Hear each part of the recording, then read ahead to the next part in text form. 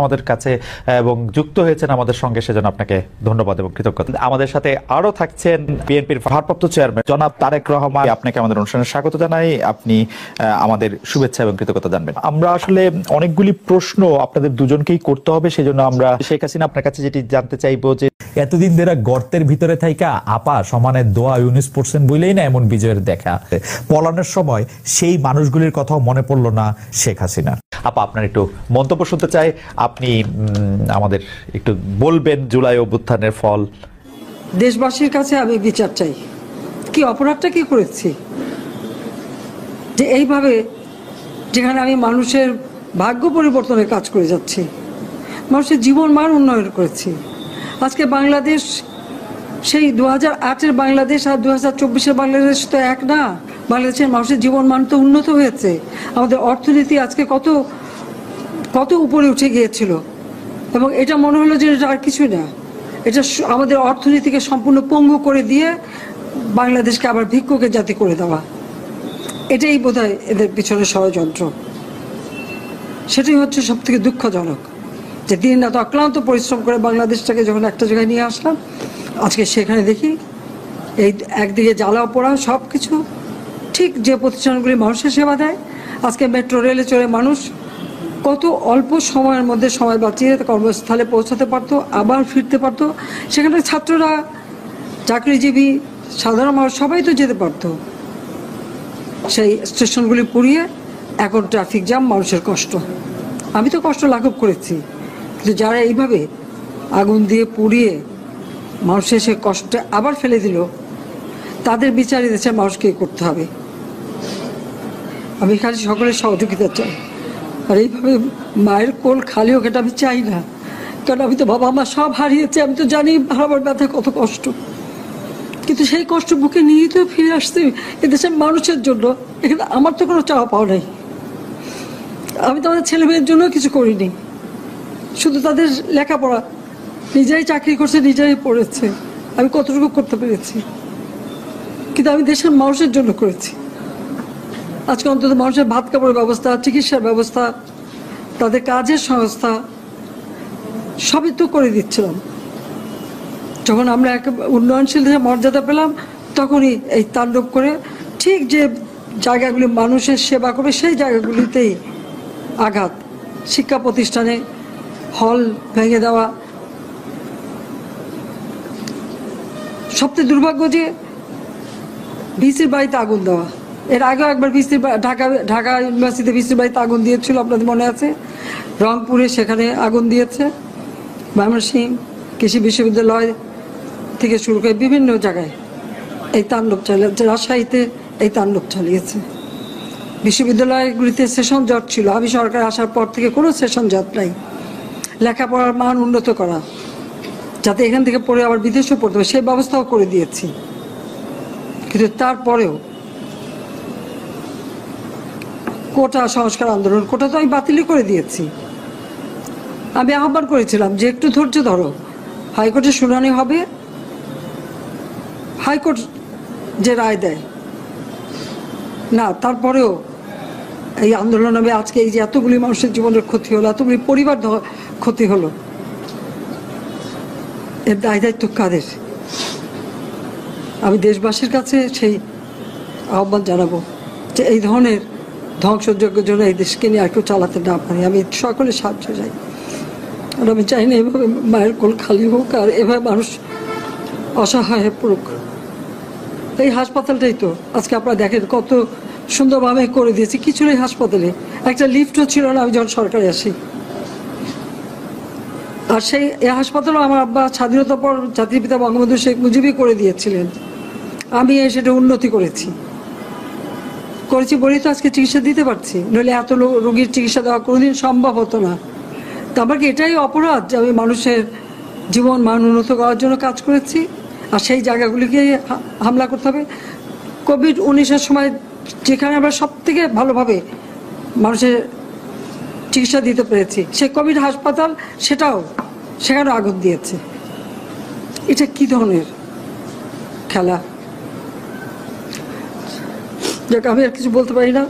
আমি এগুলি এক একদিন দেখি আর শেখ হাসিনা। আপনাকে অনেক ধন্যবাদ, অনেক ধন্যবাদ জনাব তারেক রহমান। আপনি যদি ওই জায়গা থেকে শুরু করেন যে আসলে প্রথম এই যে হামলা, কারো উপরে একদম বিচার করে ফেলা, চল দেখা আসি, এইটার মধ্যে এটা শেষ করে দেই, এগুলো আপনারা শুরু করছিলেন আসলে, বা আপনাদের কাছাকাছি জায়গা থেকে শুরু হয়েছিল, আপনাদের সমর্থন ছিল। এখন কি এটা একটু আয়ত্তের বাইরে চলে গেছে কিনা? মানে সারা বিশ্বের কাছে যখন একটা বিনিয়োগ বোর্ডের একটা মিটিং হচ্ছে, তখন আমরা এটা কি প্রমাণ করলাম? ইসরায়েলের বিরুদ্ধে আমাদের প্রতিবাদ জানাইতে গিয়ে জুতার দোকানের জুতা লুট করে নিয়ে আসা। যত দ্রুত আমরা গণতান্ত্রিক প্রক্রিয়ার মাধ্যমে একটি নির্বাচিত সরকারের হাতে দায়িত্ব দিতে পারবো, তত দ্রুত আমরা দেশকে আরো ধ্বংস হয়ে যাওয়া থেকে রক্ষা করতে সক্ষম হব। যারা সংস্কার করছেন, প্রতিদিন প্রতিনিয়ত সংস্কারের কথা বলছেন, সেই সময় এই মানুষগুলোর মুখে সেই স্বৈরাচারের বিরুদ্ধে সাহস করে দাঁড়িয়ে কোনো সংস্কারের কথা আমরা বলতে শুনিনি। তখন কিন্তু শুধু বিএনপি বলেছিল, বিএনপির নেতাকর্মীরাই বলেছিল সংস্কারের কথা। ৩০ দফা নামক আমরা ৩১টি দফা দেশের মানুষের সামনে উপস্থাপন করেছি।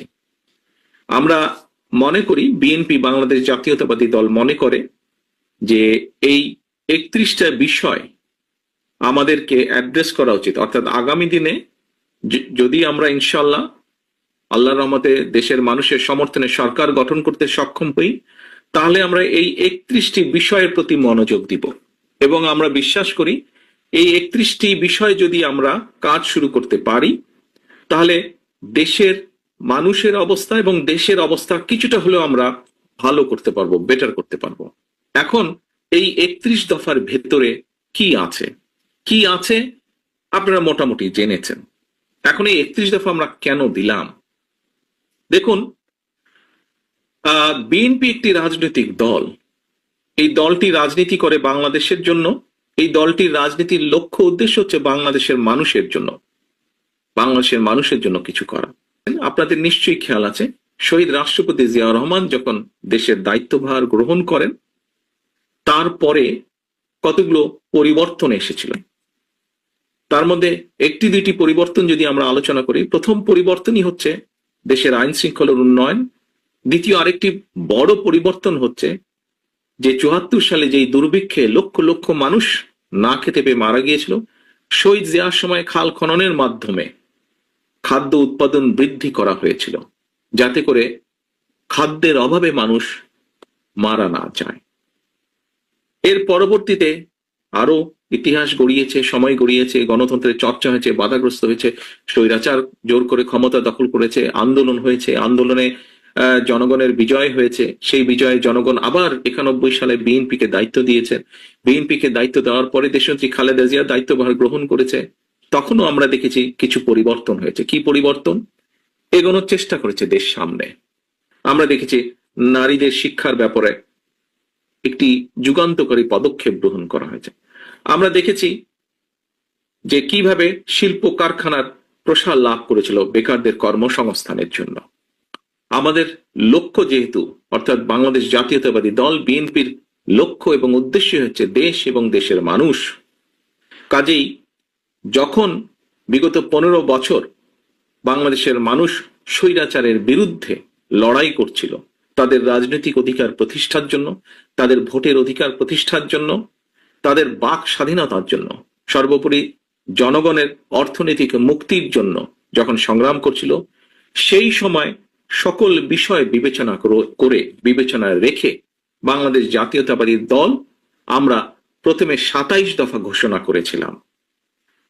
তার পরবর্তীতে বিভিন্ন রাজনৈতিক দল যাদেরকে সাথে নিয়ে যারা বিএনপির সাথে অথবা বিএনপি যাদেরকে সাথে নিয়ে স্বৈরাচার বিরোধী আন্দোলনে নেতৃত্ব দিচ্ছিল, স্বৈরাচার বিরোধী আন্দোলনে মাঠে ছিল, তাদেরকে সাথে নিয়ে আমরা ৩১ দফা পরবর্তীতে ঘোষণা করি। এবং এই ৩১ দফা সংস্কার কর্মসূচি বলেন বা দেশ উন্নয়ন কর্মসূচি বলেন, যেভাবেই আমরা বলি না কেন, এটি আমরা এমন এক সময় দিয়েছিলাম, এমন এক সময় জাতির সামনে আমরা উপস্থাপন করেছিলাম আজ থেকে ২-২.৫ বছর আগে, যখন বর্তমানে অনেক মানুষকে আমরা দেখছি যারা সংস্কার করছেন, প্রতিদিন প্রতিনিয়ত সংস্কারের কথা বলছেন। সেই সময় এই মানুষগুলোর মুখে সেই স্বৈরাচারের বিরুদ্ধে সাহস করে দাঁড়িয়ে কোনো সংস্কারের কথা আমরা বলতে শুনিনি। তখন কিন্তু শুধু বিএনপি বলেছিল, বিএনপির নেতাকর্মীরাই বলেছিল সংস্কারের কথা। তবে আজকে যারা সংস্কারের কথা বলছেন আমরা তাদেরকে আন্তরিকভাবে ধন্যবাদ জানাই। তখন হয়তো বলেননি, কিন্তু এখন বলছেন, তাদেরকে আমরা আন্তরিকভাবে ধন্যবাদ জানাই। কারণ আমরা যেই কাজটি 2 বছর আগে থেকে শুরু করেছিলাম, যখন আমরা জানতাম যে এই স্বৈরাচারের পতন হবে, হয়তো আমরা অগাস্টের 5 তারিখটি জানতাম না, কিন্তু আমাদের দৃঢ় বিশ্বাস ছিল যে স্বৈরাচারের পতন আর বেশি দূরে নয়। আমরা দেশের মানুষের সামনে উপস্থাপন করেছিলাম এই 31 দফা। সেই মানুষগুলো যারা আজ সংস্কার প্রস্তাবকে সমর্থন দিচ্ছে, আপনারা নিশ্চয়ই খেয়াল করেছেন, আমরা 2 বছর আগে বলেছি যে একজন ব্যক্তি 2 বারের বেশি প্রধানমন্ত্রী হতে পারবে না। 2 বছর পরে আজকের যে এই অন্তর্বর্তীকালীন সরকার, তারা যাদেরকে বিভিন্ন কমিশনের দায়িত্ব দিয়েছে, সেই কমিশন আজকে 2-2.5 বছর পরে একই কথা বলছে। বাংলাদেশ জাতীয়তাবাদী দল 2 থেকে 2.5 বছর আগে বলেছিল যে একজন ব্যক্তি পরপর 2 বারের বেশি প্রধানমন্ত্রী হতে পারবে না। আজকে 2 থেকে 2.5 বছর পরে বর্তমান সরকারের কমিশনের ব্যক্তিবর্গ ওনারা বলছেন যে একজন ব্যক্তি 2 বারের বেশি প্রধানমন্ত্রী হতে পারবে না। আমরা উচ্চকক্ষের কথা বলেছি 2-2.5 বছর আগে। আজকে 2-2.5 বছর পরে বর্তমান সরকারের কমিশন, সংস্কার কমিশন একই কথা বলছেন। এরকম আমরা আরো অনেকগুলো কথা বলেছি কম বেশি, যেগুলো 2.5 বছর পরে ওনারা বলছেন। হতে পারে আমাদের সাথে ওনাদের 100% মতামতের মিল নেই, হয়তো 80% মতামতের মিল আছে। তার অর্থ কি? তার অর্থ দাঁড়াচ্ছে যেগুলো মূল বিষয়, যেগুলো বিষয়, রাজনীতির মূল বিষয়, দেশের নীতি নৈতিকতার মূল বিষয়, রাজনীতির নীতি নৈতিকতার মূল বিষয়, সেগুলো কিন্তু বিএনপি অনেক আগেই বলেছে। এখন এটিতে গেল রাজনীতির বিষয়। রাজনীতির গুণগত পরিবর্তন আমরা আনতে চাই, বাংলাদেশ জাতীয়তাবাদী দল আনতে চায়।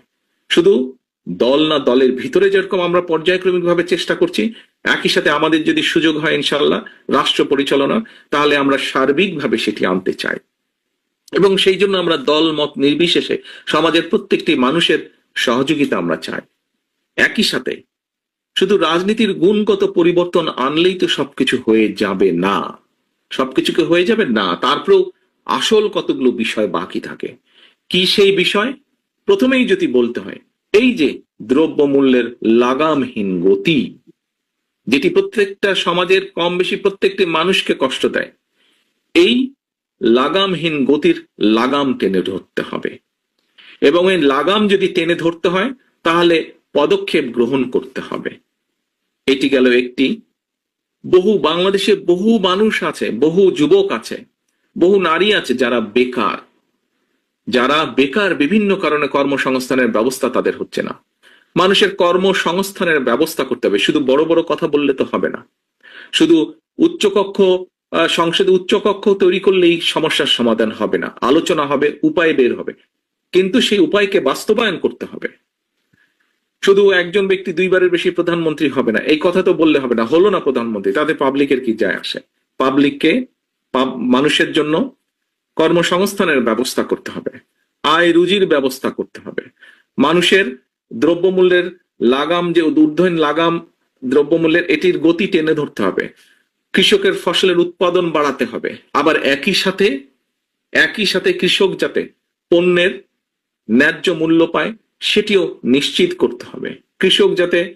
কৃষকের জন্য খাল কাটার ব্যবস্থা করতে হবে, যাতে কৃষক অল্প খরচে সহজে পানি পেতে পারে তার দ্রব্য উৎপাদনের জন্য, কৃষি পণ্য উৎপাদনের জন্য। কারণ কৃষক যদি ক্ষতিগ্রস্ত হয়, প্রত্যক্ষভাবে পরোক্ষভাবে আমরা সকলে ক্ষতিগ্রস্ত হব। সবাইকে পরবর্তী অনুষ্ঠানে আমন্ত্রণ জানিয়ে আপনাদের সবাইকে শুভেচ্ছা জানিয়ে শেষ করছি এবং অনেক ধন্যবাদ।